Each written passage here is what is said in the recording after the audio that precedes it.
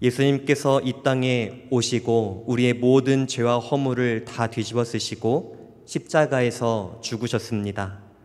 예수님의 이 죽음은 얼핏 보면 패배의 죽음 같지만 패배의 죽음이 아니라 예수님의 죽음은 곧 승리의 죽음이라는 것을 우리는 결코 잊어서는 안 될 것입니다. 예수님의 죽음은 그냥 죽음이 아니라 죽음을 죽이는 죽음, 곧 승리의 죽음이라는 것을 우리가 꼭 기억해야 합니다.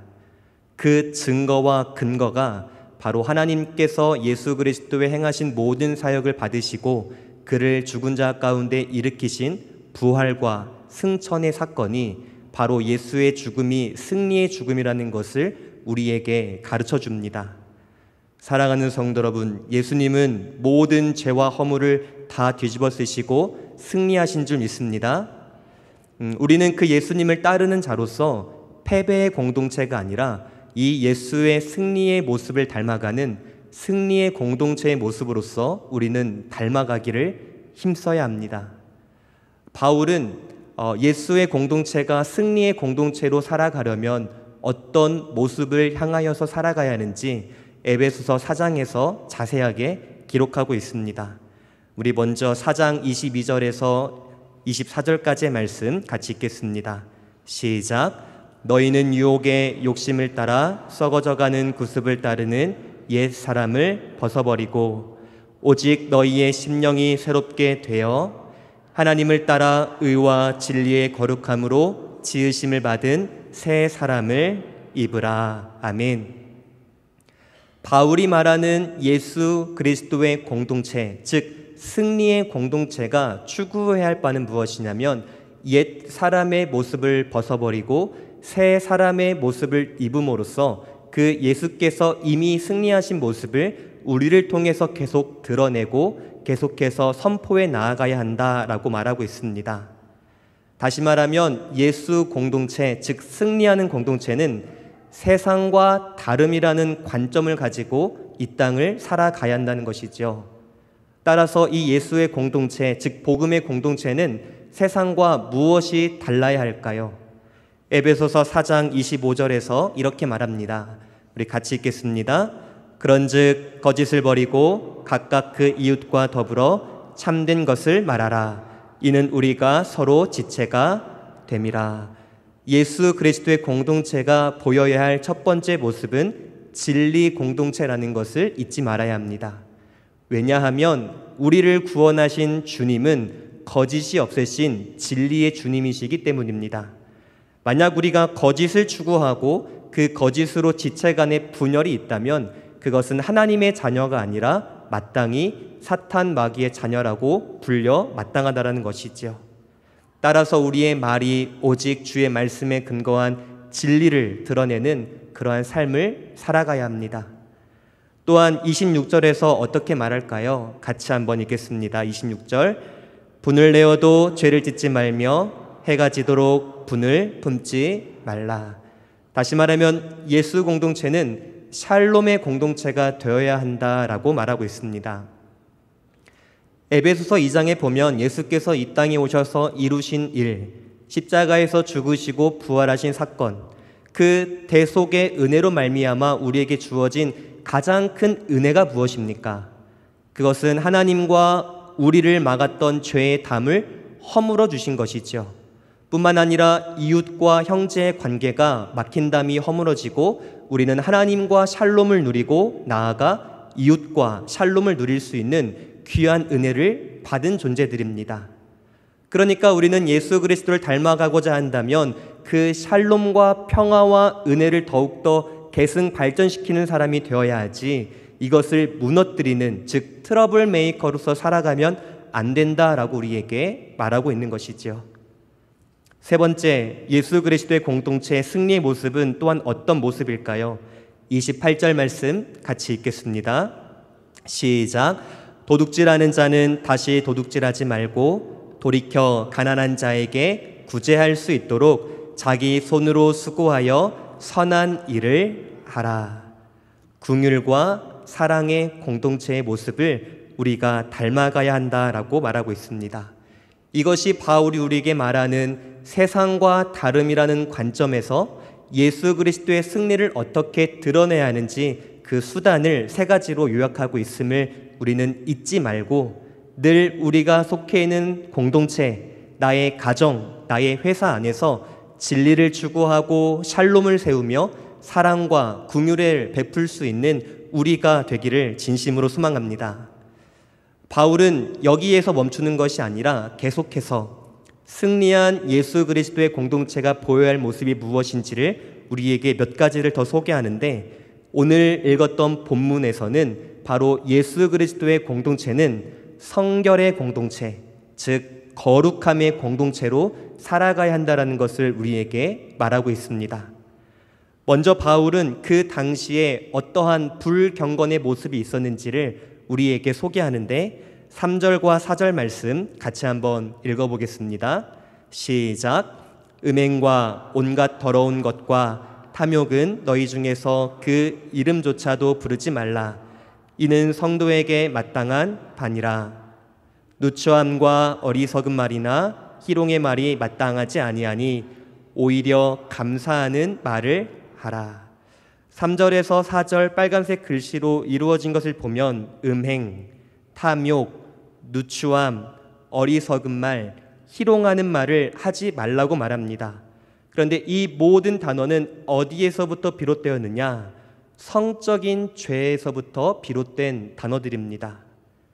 다시 말하면 성적으로 문란한 행위를 하지 말 것을 우리에게 경고하고 있는 것이지요. 이러한 타락한 문화, 이러한 타락한 모습은 그리스도인이 보여야 할 모습이 아니라 그 당시 이방인들의 전형적인 모습이었습니다. 고린도전서 6장 18절에서 19절 말씀을 함께 읽어보면서 그 당시 고린도 교회에는 어떤 일이 있었는지 우리가 한번 유추해 보면 좋겠습니다. 같이 읽겠습니다. 음행을 피하라. 사람이 범하는 죄마다 몸 밖에 있거니와 음행하는 자는 자기 몸에 죄를 범하느니라. 너희 몸은 너희가 하나님께로 받은 바 너희 가운데 계신 성령의 전인 줄을 알지 못하느냐. 너희는 너희 자신의 것이 아니니라. 바울이 고린도 교회에게 한 가지를 경고하는데 18절에 보니까 음행을 조심할 것을 우리에게 말씀하고 있습니다. 다시 말하면 고린도 교회에는 그 당시에 많은 이교도의 종교의식 가운데 성적으로 난잡한 행위들이 있었던 것 같습니다. 그런데 이러한 이교도의 난잡한 행위를 고린도 교회 성도들이 보았고 그것을 따라 행하려는 모습이 있었기에 하지 말 것을 바울이 경고하고 있는 것이지요. 그런데 그 경고를 지금 에베소 교회에게도 같은 말로, 같은 어조로, 답답한 심정으로 목 놓아서 경고하고 있는 것입니다. 당시 에베소 지역의 1세기의 모습은 어떠했을까요? 인구는 약 30만에 육박하는 대도시였습니다. 그리고 이 에베소라는 도시의 삶의 중심에는 신전이 있었습니다.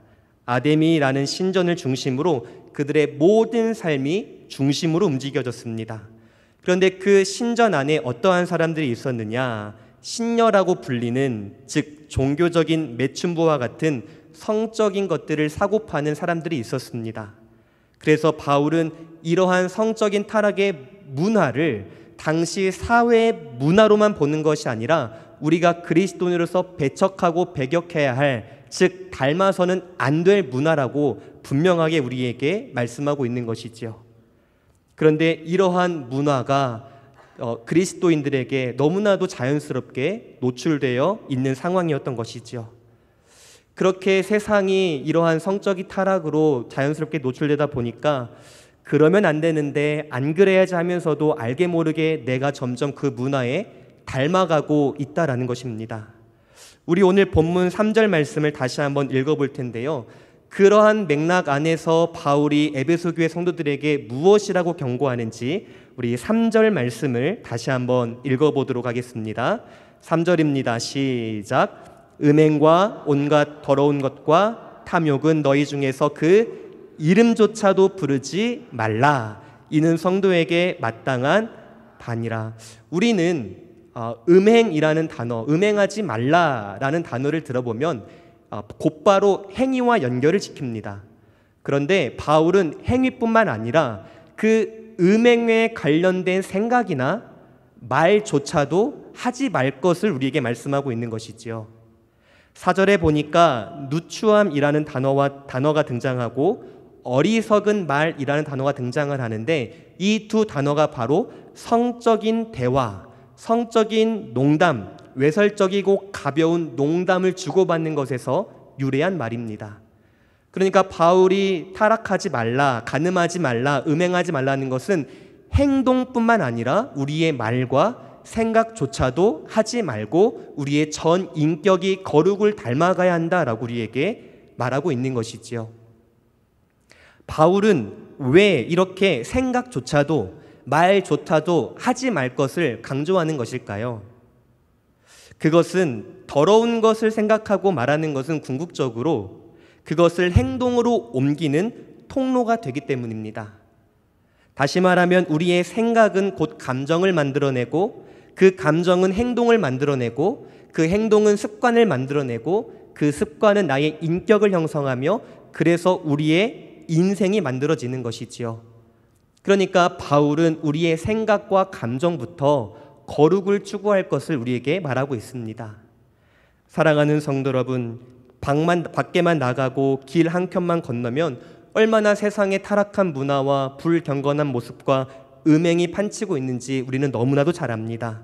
그러할 때일수록 그 문화에 젖어드는 것이 아니라 우리의 행동뿐만 아니라 우리의 생각과 말을 항상 주 앞에 거룩함으로 나아갈 수 있는 우리가 되어야 하는 것이지요. 그래서 우리가 늘 주의하고 또 주의할 것은 무엇이냐면 우리의 언어와 우리의 생각을 늘 점검해야 한다는 것입니다. 잠언 4장 23절 말씀 우리 같이 한번 읽겠습니다. 모든 지킬 만한 것 중에 더욱 내 마음을 지키라. 생명의 근원이 이에서 남이니라. 우리의 생각과 마음이 음행으로 빼앗긴다면 곧 우리의 모든 것이 무너지게 될 것입니다. 따라서 우리는 우리의 마음이 그러한 허망한 것, 허탄한 것, 그러한 부정한 것에 빼앗기지 않도록 우리는 늘 마음을 지키고 또 지켜야 합니다. 칼빈은 우리에게 이런 비유를 남겼습니다. 새가 내 머리 위에 날아와 앉는 것은 막을 수 없다. 하지만 새가 내 머리에 앉아서 둥지를 트는 것은 우리가 의지를 가지고 막을 수 있다라고 말합니다.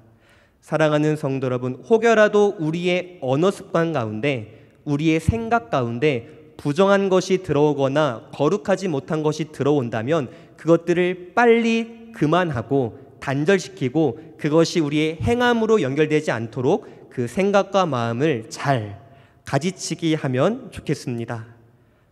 뿐만 아니라 왜 바울은 이렇게 언어와 생각을 조심할 것을 강조하는 것일까요? 그것은 무엇보다 복음에 합당한 자의 삶이 아니기 때문에, 즉 전혀 어울리는 모습이 아니기 때문에 하지 말라고 우리에게 말하는 것입니다.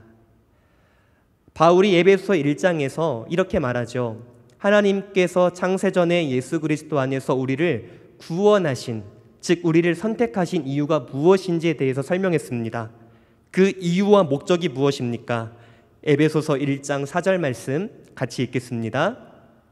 곧 창세전에 그리스도 안에서 우리를 택하사 우리로 사랑 안에서 그 앞에 거룩하고 흠이 없게 하시려고 우리를 속량하셨다는 것입니다.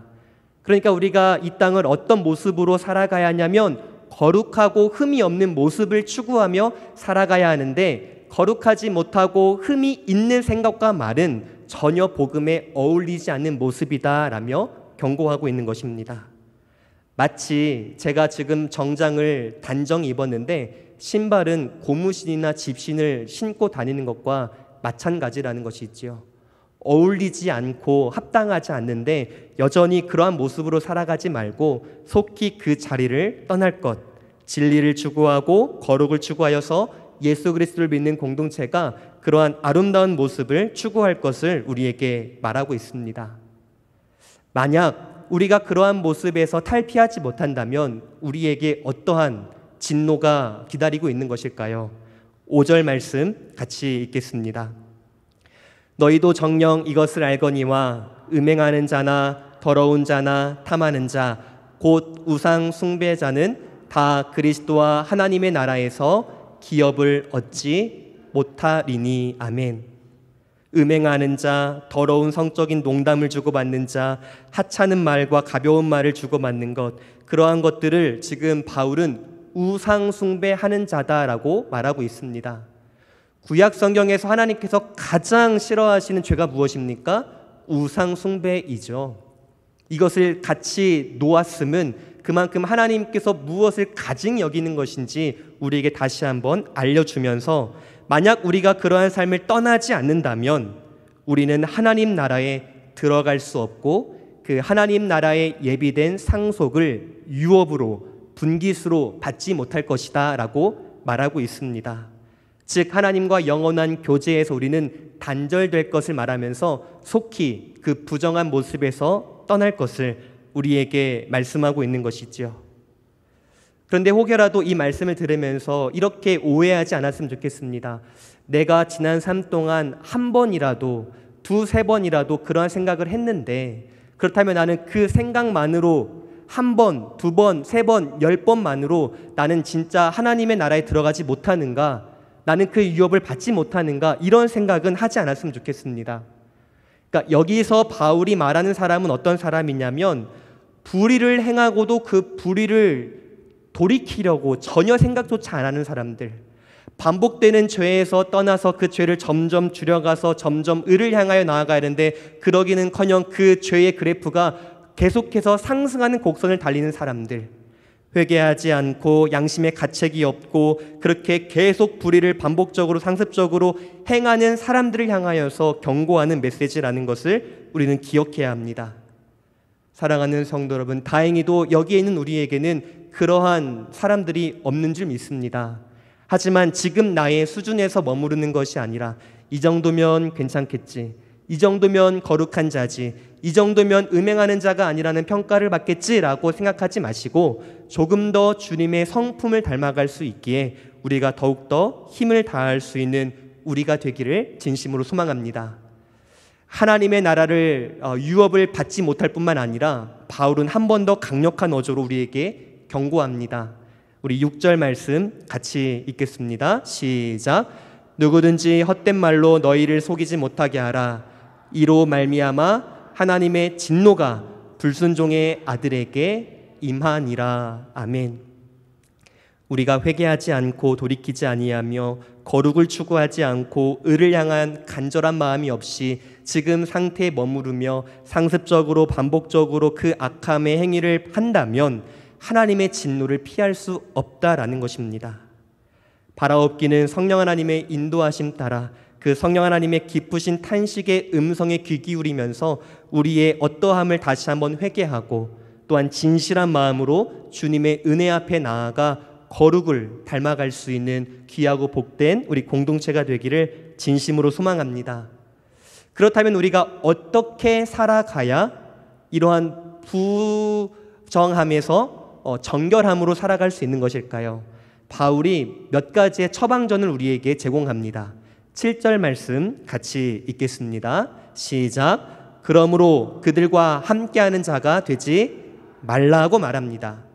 그렇게 부도덕하고 불경건하고 상습적으로 악행과 음행을 저지른 자들과 함께하지 말라고 말합니다. 그러면 우리가 그들과 아예 접촉도 하지 말라는 것일까요? 그런 말이 아닙니다. 만약 우리가 그들과 접촉도 안 하고 손끝도 닿지 않으려면 그리스도인은 산으로 숨거나 동굴로 숨어야겠죠. 근데 바울은 그것을 말하는 것이 아닙니다. 그들과 접촉을 하지 말라는 것이 아니라 그들의 불의한 행동에 참여하지 말라는 것이죠. 누군가가 어떠한 불의한 행동을 한다면 거기에 동조해서 우와 재밌겠다, 오 이거 너무 색다른데, 우와 이거 나에게 새로운 쾌락을 주는데 라며 그들의 행위에 참여하는 자, 참여하는 자가 아니라 그 삶에서 돌이켜서 오히려 구별되는 삶을 살아가라. 그것이 우리의 가장 바람직한 처방이다라고 우리에게 말하고 있는 것입니다. 사랑하는 성도 여러분, 지금까지의 말씀을 한번 정리해 보겠습니다. 예수 그리스도의 승리, 그 승리를 드러내야 할 그리스도의 공동체는 먼저 더러운 일이나 가증한 말이나 또한 음행을 절대 해서는 안 됩니다. 가벼운 농담이나 상스러운 말이나 성적인 음란이나 나아가 물적인 탐욕, 이러한 마음으로부터 우리는 철저히 내려놓을 수 있어야 합니다.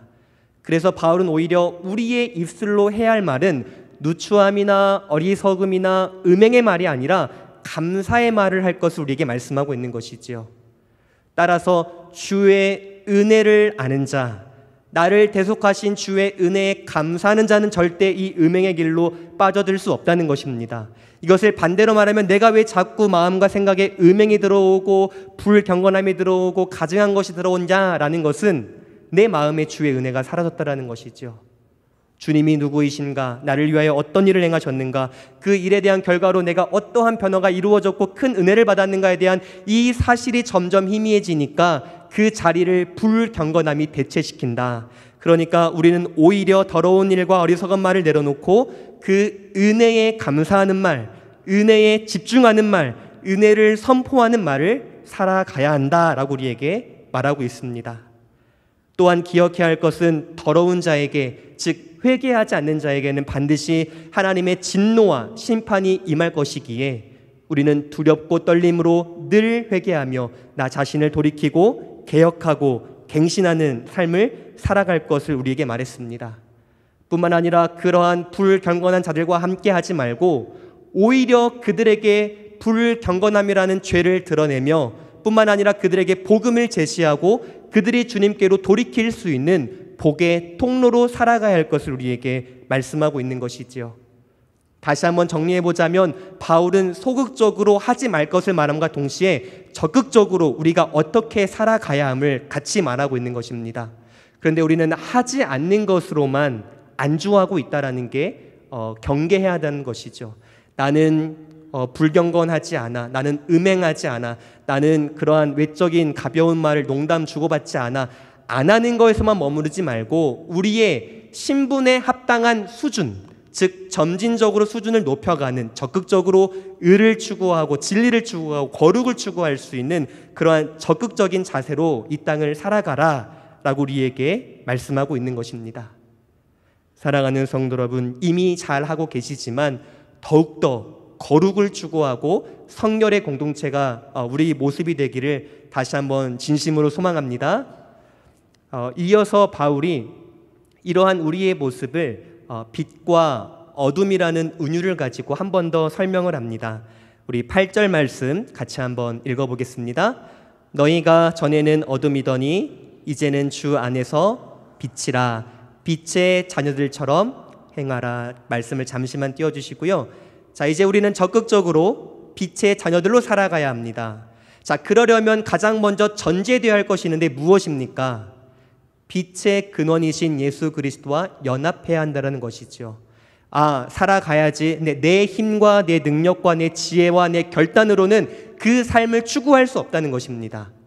참된 빛으로 살아가고 그 빛을 어둠 가운데 비춰서 어둠이 떠나가고 빛을 비추기 위해서는 빛의 근원이 되시는 예수 그리스도 안에서 그분과 믿음으로 연합하여서 그분이 주시는 은혜, 그분이 주시는 거룩함, 그 의를 덧입어서 살아가야 한다. 그래서 우리에게 요구되는 것은 항상 주 안에 머무는 연습을 하라라는 것이지요. 사랑하는 성도 여러분, 오늘날 우리는 주님 안에서 얼마나 머물고 계십니까? 이 말을 조금 쉽게 바꿔보자면 나는 얼마나 주의 말씀을 가까이 하고 주님 앞에 기도하기를 얼마나 가까이 하고 은혜의 공동체 가운데 얼마나 속하기를 힘쓰고 있는지를 돌아보라는 것이지요. 사랑하는 성도 여러분, 우리는 참 빛이신 예수님 안에 이미 거하고 있는 줄 믿습니다. 그분과 연합하여 있음을 우리는 믿습니다. 따라서 그분 안에서 그분의 은혜로 말미암아 거룩을 추구하며 나아갈 수 있는 우리가 되기를 진심으로 소망합니다. 예수 안에서 예수와 연합할 때 우리는 어떻게 살아갈 수 있냐면 9절처럼 살아갈 수 있는 거예요. 9절 말씀 같이 한번 읽겠습니다. 빛의 열매는 모든 착함과 의로움과 진실함에 있느니라. 어떻습니까? 주 안에 있을 때 주님께서 원하시는 모습, 착함과 의로움과 진실함, 즉 음행과 더러운 것과 가벼운 농담에 반대되는 거룩한 삶을 살아갈 수 있다라고 말합니다. 그런데 저는 여기서 바울이 말하는 착함과 의로움과 진실함이 무엇인가? 단지 예수 그리스도 안에 있으면 우리의 도덕적인 성품이 이렇게 바뀐다라는 도덕적인 성품의 개발을 말하는 것인가? 아니면 이 단어를 통해서 우리에게 무언가를 말하고자 하는 메시지가 있는가? 이 부분을 조금 더 다루고 싶습니다. 착함이라는 단어는 단지 우리에게 단순히 도덕적인 행위를 고양해라, 그러니까 고양시켜라 라는 말이 아닙니다. 이 말은 하나님의 성품을 반영하는 그러한 도덕적인 성품, 도덕적인 특징을 가지고 살아가라라고 말하는 것이죠. 그러니까 단지 착함만 닮는 것이 아니라 예수 그리스도 안에 있는 그 하나님의 본질, 그 하나님의 성품을 우리가 그분과 연합함으로써 늘 닮아가기를 힘써야 한다는 것입니다.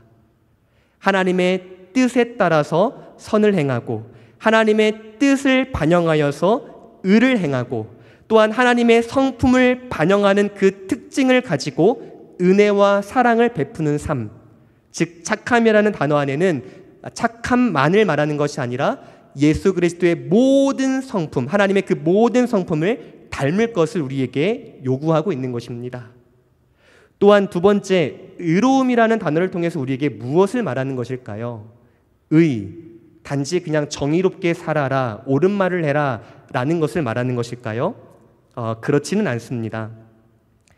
의로움이라는 단어를 조금 어렵게 말하면 믿음으로 말미암아 예수 그리스도를 통해 주어지는 의를 말하는 것이죠.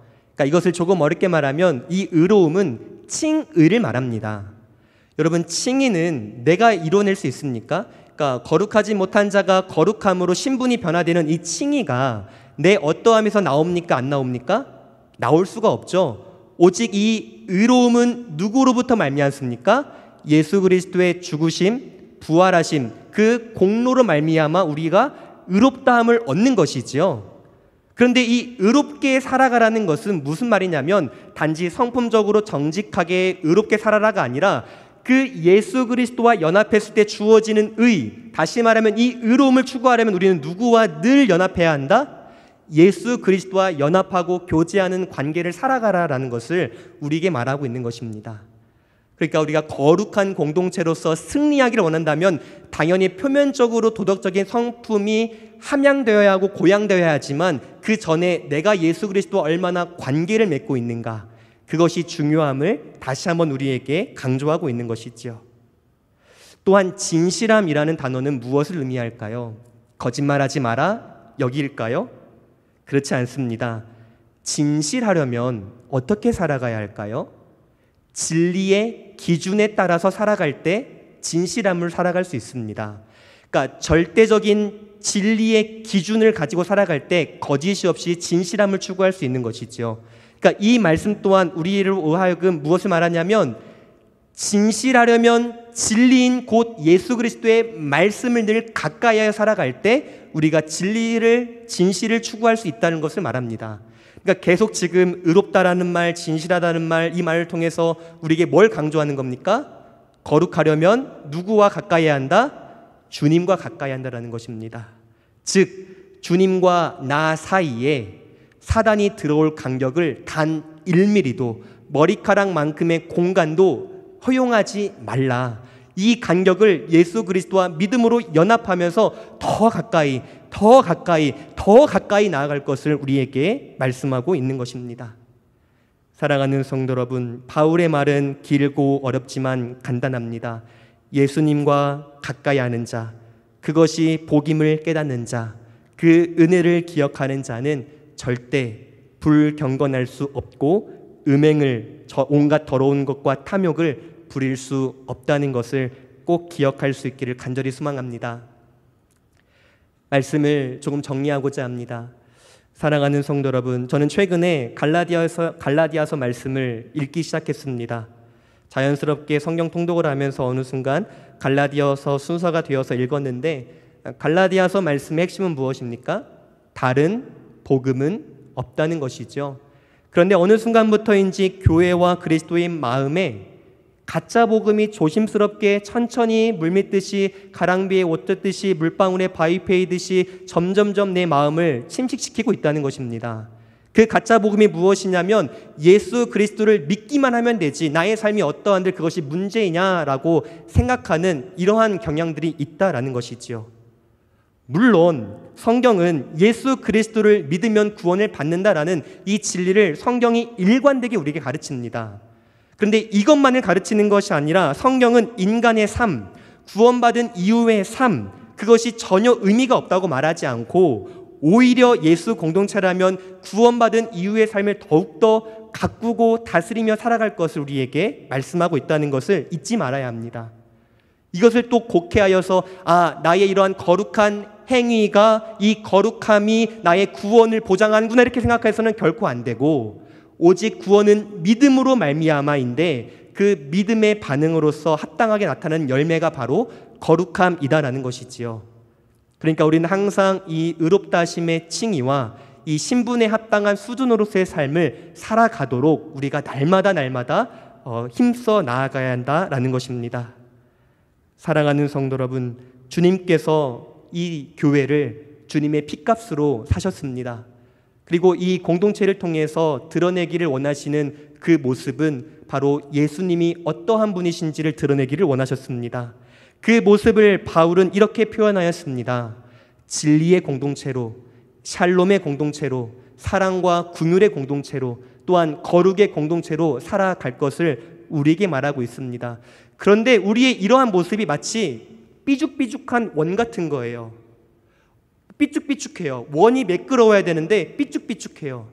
언젠가는 진리라는 것이 삐죽해서 기도합니다. 회개합니다. 주님, 내가 거짓말하지 않도록 도와주세요. 성령의 은혜로 이 삐죽한 진리의 연약함이 은혜로 말미암아 평탄해집니다. 그런데 이쪽에서는 또 거룩하지 못한 모습이 삐죽삐죽 튀어나오죠. 이것을 또 매끄럽게 하면 이쪽에서는 사랑과 긍휼이 사라지는 또 삐뚤한 모습이 튀어나오죠. 그런데 이것을 계속해서 매끄럽게 하는 과정, 날마다 성령님의 은혜를 구하고 그 안에서 내가 다듬어지고 그렇게 해서 주님의 주님 되심을 드러내는 삶, 이것을 주님께서 원하신다라는 것입니다. 그러니까 바라옵기는 나의 모난 모습을 보고 자책하거나 죄책감을 가지거나 나는 패배자다라는 이런 죄의식을 갖지 마시고 이럴 때일수록 더욱더 주의 말씀 의지하고 성령 하나님의 인도하심을 의지하여서 이 삐죽삐죽한 것을 날마다 매끄럽게, 또 삐죽하겠지만 또 매끄럽게, 이러한 삶을 살아갈 것을 우리가 꼭 잊지 않았으면 좋겠습니다. 저 또한 이러한 삶이 매우 어렵습니다. 저도 어려운데 성도님들은 얼마나 더 어렵겠습니까? 하지만 사랑하는 성도 여러분, 포기하지 말고 낙심하지 않았으면 좋겠습니다. 왜냐하면 우리를 그 진리의 길로 걸어갈 수 있도록 성령 하나님께서 우리 안에 계시기 때문입니다. 어떤 사람은 이렇게 말합니다. 예수께서 죽으시고 부활하시지 말았어야 한다. 로마 가톨릭이 그래요. 그러니까 예수님의 부활, 그것을 그렇게 믿지 않습니다. 그러니까 이 땅에서 자꾸만 가둬놓으려고 해요, 예수님을. 왜냐하면 예수님이 멀리 가면 안 되니까, 우리와 가까이 해야 되니까. 그런데 여러분 한번 생각해 보십시오. 예수님께서 죽으시고 저 멀리 하늘나라로 승천하셨습니다. 거리적으로는 너무 멀어졌어요. 그 거리를 잴 수 없습니다. 우주의 거리보다 더 먼 거리입니다. 하지만 예수께서 승천하시고 그 보좌 위에 앉으심으로써 우리에게 무엇을 보내주셨습니까? 성령 하나님을 보내주셔서 지금 우리 안에 계시기 때문에 거리적으로는 멀지만 예수님께서는 그 누구보다 우리와 가까이 계시다라는 것을 잊지 말아야 합니다. 내 안에 나와 함께 하시는 그 주님, 그 성령님을 날마다 의지하면서 오늘도 넘어지지만, 오늘도 불경건하지만, 오늘도 더럽고 추한 말을 날마다 달고 살지만, 그럼에도 불구하고 성령님을 의지하여서 간절한 마음으로 회개하고 거룩을 추구하여 나아감으로써 이 공동체가 예수 그리스도께서 이루신 그 승리를 드러낼 뿐만 아니라 선포하며 나아갈 수 있는 우리 교회가 되기를 진심으로 소망합니다. 우리 함께 이 시간 찬양으로 나아가도록 하겠습니다. 정결한 마음 주시옵소서. 함께 찬양하시면서 우리 간절하게 우리 공동체 가운데, 나의 마음 가운데 정결함을 더하여 달라고 우리 함께 기도하며 나아가겠습니다.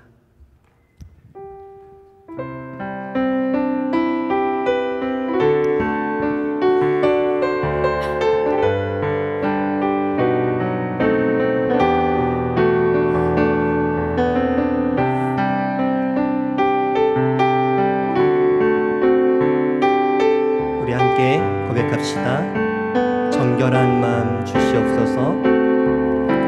정결한 마음 주시옵소서. 오 주님, 정직한 영을 새롭게 하소서. 우리 한 번 더 고백합시다. 주님, 정결한 마음 주시옵소서.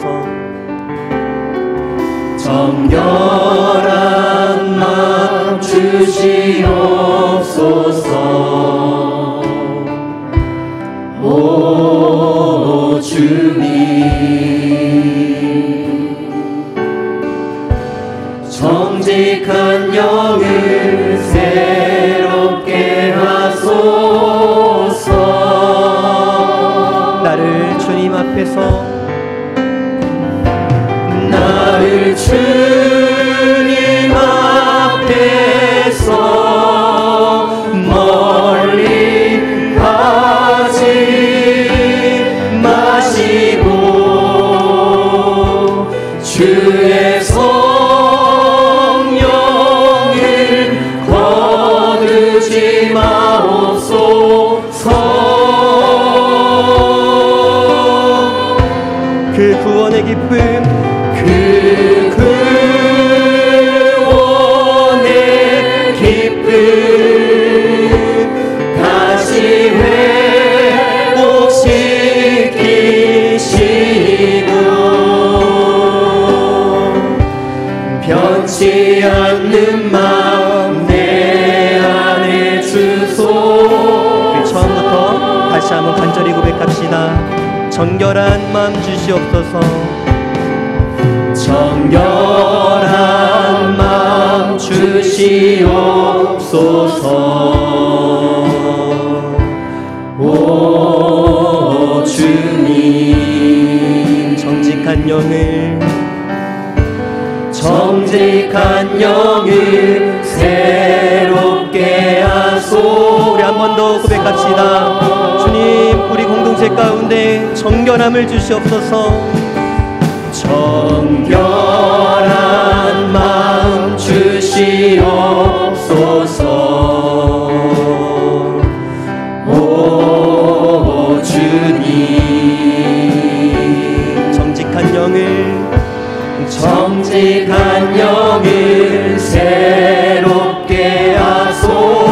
우리 힘차게 한번 고백해 볼까요? 나를 주님 앞에서 멀리하지 마시고 나를 주님 앞에서 멀리 하지 마시고 주의 성령을 거두지 마옵소서. 그 구원의 기쁨,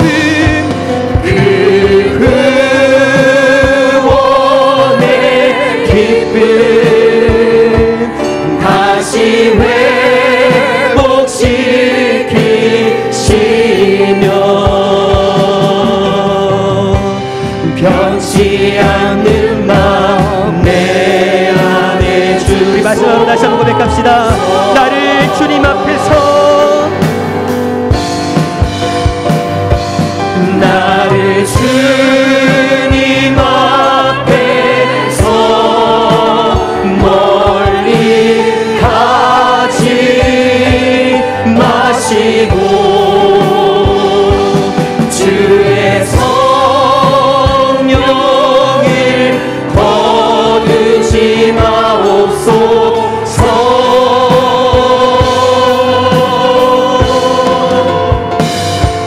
그 구원의 기쁨 다시 회복시키시며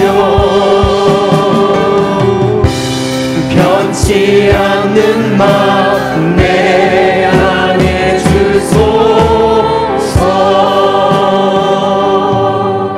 우리 시간 함께 간절히 기도하며 나아가기를 원합니다. 주님, 우리의 삶이 그 주님의 거룩하심을 닮아갈 수 있도록 우리에게 은혜를 더하여 주시옵소서. 주님, 우리의 삶 속에서 음행과 더러운 것과 가증한 것을 일삼는 자가 아니라 선함과 진리를 닮아가며 또한 그 주님의 성품을 반영하며 나아갈 수 있는 우리가 되게 해달라고, 주께서 성령을 거두지 마시고 우리 가운데 은혜를 더해달라고, 또한 성령께서 우리의 삶 가운데 친히 인도하사 그 거룩을 닮아가게 해달라고 우리 시간에 간절히 기도하며, 또한 기도할 것은 혹여라도 여전히 반복되고 있는 나의 부정함이 있습니까? 이 시간 주의 성령의 불로 그 모든 부정함이 멸하여지도록 주님께 간절히 구하며 나아가기를 원합니다. 우리 함께 간절히 주님의 이름 부르며 기도하며 나아갑시다. 주여, 나를 주님 앞에서 멀리 하지 마시고 주의 성령을 거두지 마옵소서.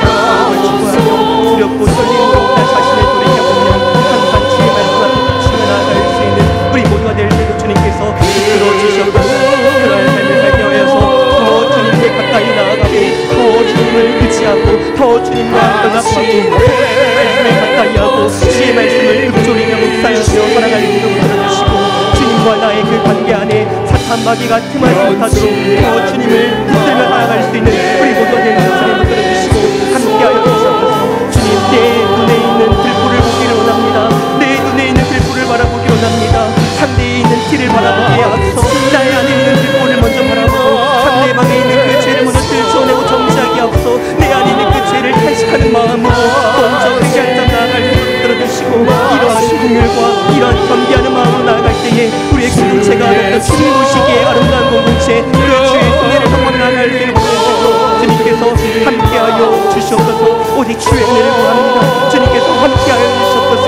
주의 공동체가 진리와 샬롬과 사랑과 긍휼과 거룩의 공동체로 살아가는 말미암아 더욱더 예수 그리스도의 승리를 이 땅에서 선포하며 드러내며 살아갈 수 있도록 주께서 우리 가운데 함께하여 주시옵소서.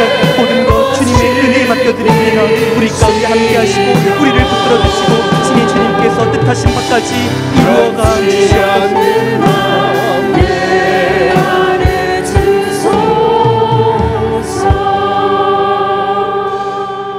하나님 아버지, 감사합니다. 오늘 말씀 안에서 우리가 예수 그리스도의 공동체로서 어떠한 모습을 드러내며 살아가야 할지 가르쳐 주심에 진심으로 감사를 드립니다. 항상 진리의 공동체 되기를 힘쓰며 항상 샬롬을 세울 수 있는 그러한 피스메이커로서 살아갈 수 있는 우리가 되게 붙들어 주시며, 주님께 거저받은 그 은혜와 사랑과 긍휼을 거저 나누어 줄 수 있는 공동체가 되게 하시고, 또한 주님의 그 거룩하심을 닮아 거룩함을 드러내며, 또한 이 거룩한 모습을 세상에 드러냄으로써 세상으로 하여금 예수 그리스도께 인도할 수 있도록 주님께서 우리를 그렇게 귀하게 사용하여 주시옵소서. 이러한 삶을 살아갈 수 있도록 주의 성령을 거두지 마시고 늘 우리와 함께 하사 단식하는 마음으로 기도하여 주시고, 또한 그 기도의 마음, 기도의 소리에 민감하게 반응하며 살아갈 수 있는 우리 모두가 되어 주의 그 승리의 깃발을 이 세상 가운데 휘날리며 나아갈 수 있도록 주께서 함께하여 주시옵소서. 이제는 우리 주 예수 그리스도의 은혜와 하나님 아버지의 그 크신 사랑하심과 성령 하나님의 교통하심이 거룩함을 추구하며 살아가겠노라 결단하고 돌아가는 우리 모든 사랑하는 성도님들 머리머리 위에와 주님의 피로 값주고 사신 첨단 겨자씨 교회 위에와 이 나라 민족 세계 열방 선교사님들 위에 이제로부터 영원토록 항상 함께 있을지어다. 아멘.